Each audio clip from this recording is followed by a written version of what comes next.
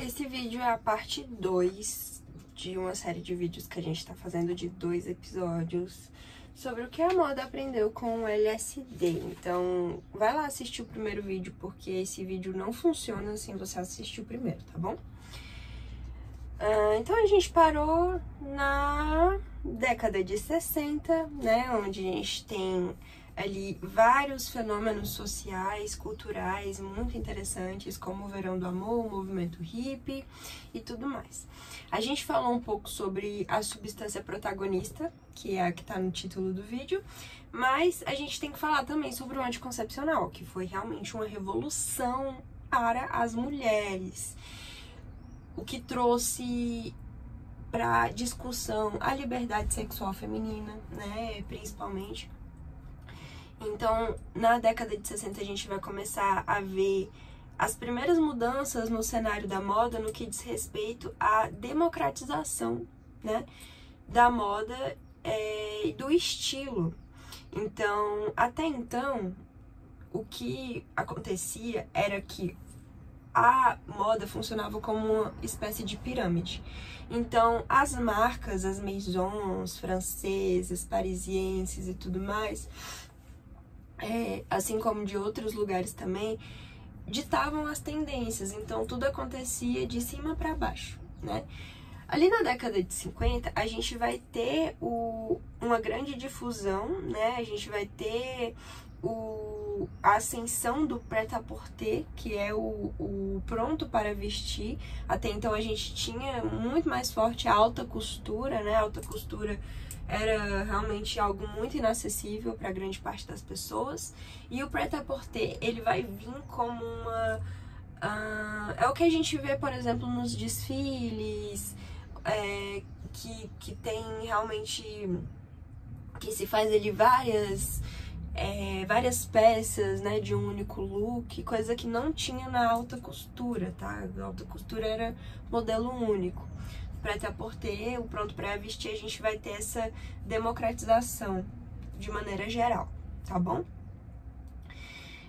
Então isso vai tornar isso mais acessível, né? E o que acontece também é que a moda em formato de triângulo, como eu falei pra vocês, ela começa a vir de baixo pra cima. Então, agora, a partir de agora, o que vai ditar as tendências de moda, o que vai ditar o que é moda, o que é estiloso, o que tá em alta, vai ser os jovens, as ruas, né? E as ruas vão começar a ser a verdadeira referência de moda.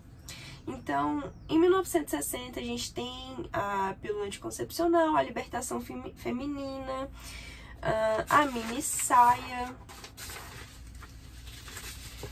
várias mudanças no que diz respeito a peças mesmo. Então, as meninas antes, na década de 50, né, usavam saias longas abaixo do joelho, meias cano longo. Então a gente começou a ver ali as meias de cano baixo, a gente começou a ver a mini saia, o estilo unissex.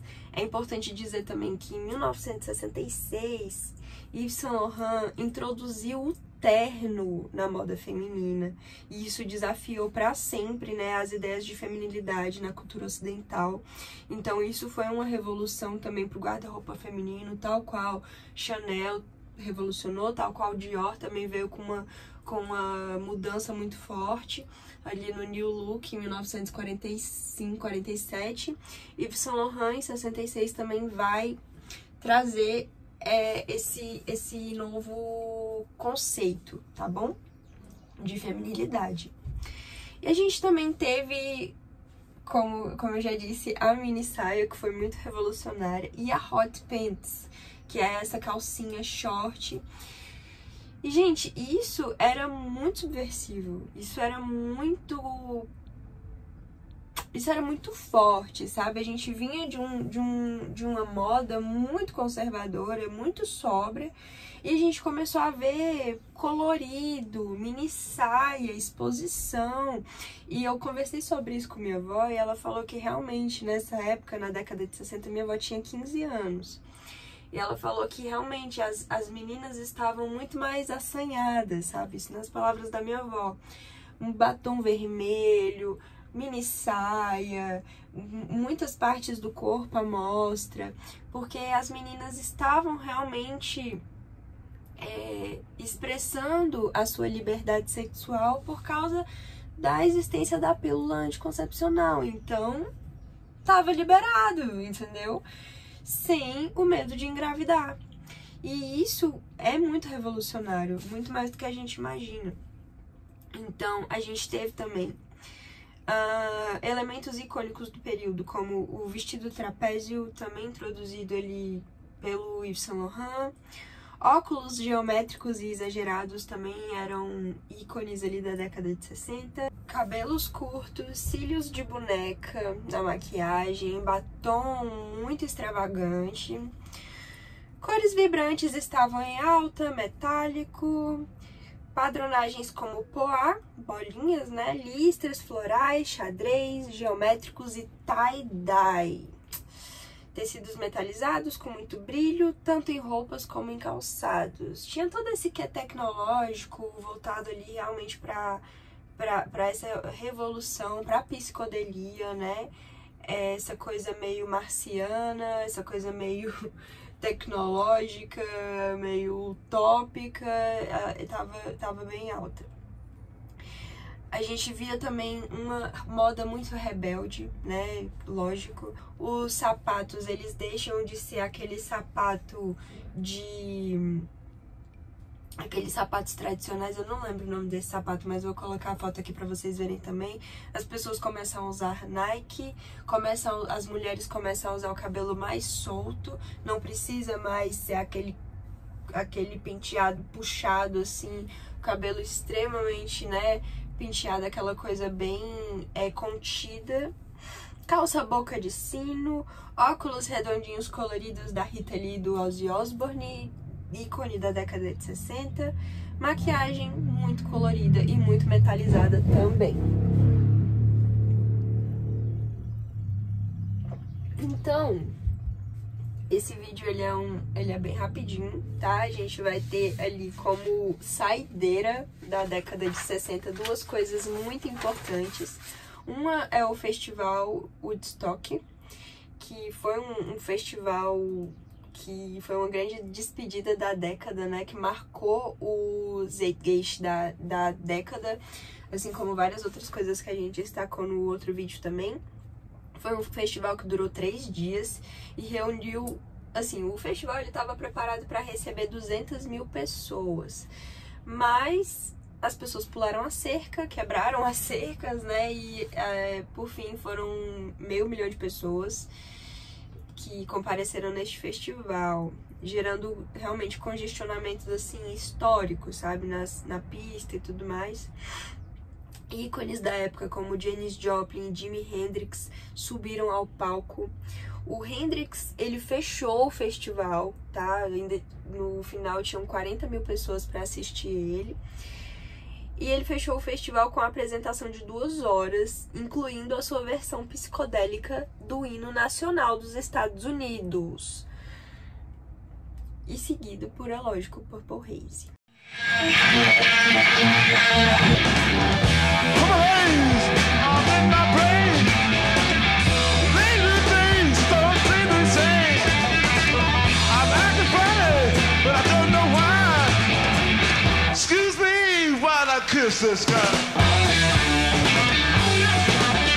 A música realmente que era o marco assim da década de 60 era Purple Haze de Jimi Hendrix, é lógico.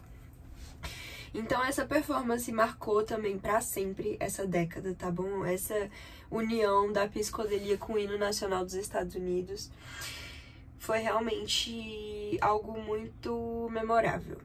Em 1969 também o homem vai para a Lua, então também é um marco muito forte aí da despedida dessa década, algo que mudou também para sempre, várias coisas que a gente vai ver, né, na década de 70, todos esses reflexos. Eu quero agora indicar para vocês algumas coisas, tá? Livro A Ilha, Aldous Huxley. Esse livro, ele foi escrito na década de 60, tá? Ele é inspirado, o livro, ele é uma história de utopia, né? Então o Huxley, ele tem a sua versão distópica, que é o Admirável Mundo Novo, e ele tem a sua versão utópica, que é a Ilha. Então a Ilha, ela vai ser um lugar na Terra onde ciência e espiritualidade trabalham em conjunto, é tudo muito perfeitinho, é incrível, assim, realmente tudo, como tudo funciona, né? Eles, de todos os sistemas, assim, em relação a... Ele passa por tudo, ele fala de como é a prisão do lugar, como é a educação, como eles dão aula de filosofia e matemática ao mesmo tempo, como as crianças começam a estudar a partir do conceito de ecologia, biologia, como funciona a questão da agricultura. Ele passa por todos os grandes sistemas da sociedade dentro de uma visão utópica. E essa ilha, ela tem uma espécie de vibranium, né, que é a pílula moksha, que foi inspirada no LSD. Inclusive, o Aldous Huxley foi um dos grandes entusiastas do LSD, ele era amigo íntimo do Albert Hofmann, eles trocaram cartas. E o Huxley, inclusive, ele, antes da sua morte, ele pede, minutos antes da sua morte, ele teve um câncer de garganta, ele pede pra esposa dele, Laura, ele até colocou aqui, para Laura, tá? Meu nome, eu. Ele pediu pra sua esposa, Laura, injetar LSD nele, pra ele morrer. É importante explicar que ele não morreu por causa do LSD. Ele usou LSD pra ajudar na morte dele. Olha que lindo o lugar que eu moro. Realmente, tá? Esse livro é de 1963. Ou ele morreu em 63.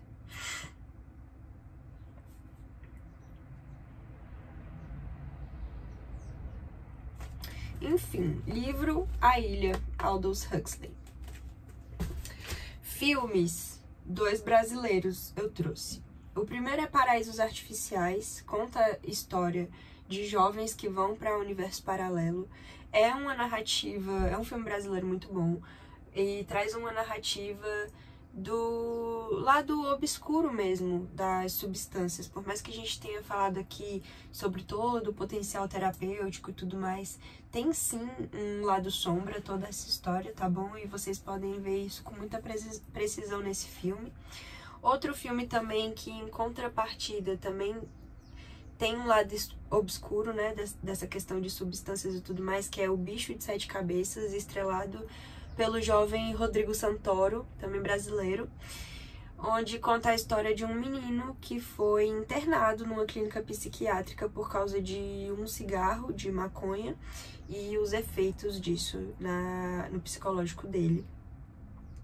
Playlist, montei uma playlist pra vocês, tá? Com clássicos dos anos 60, realmente só tem músicas dos anos 60. Tem no Spotify, tem aqui no YouTube também. E são poucas músicas, tá? Eu não coloquei lá 1 milhão de músicas, são realmente só algumas.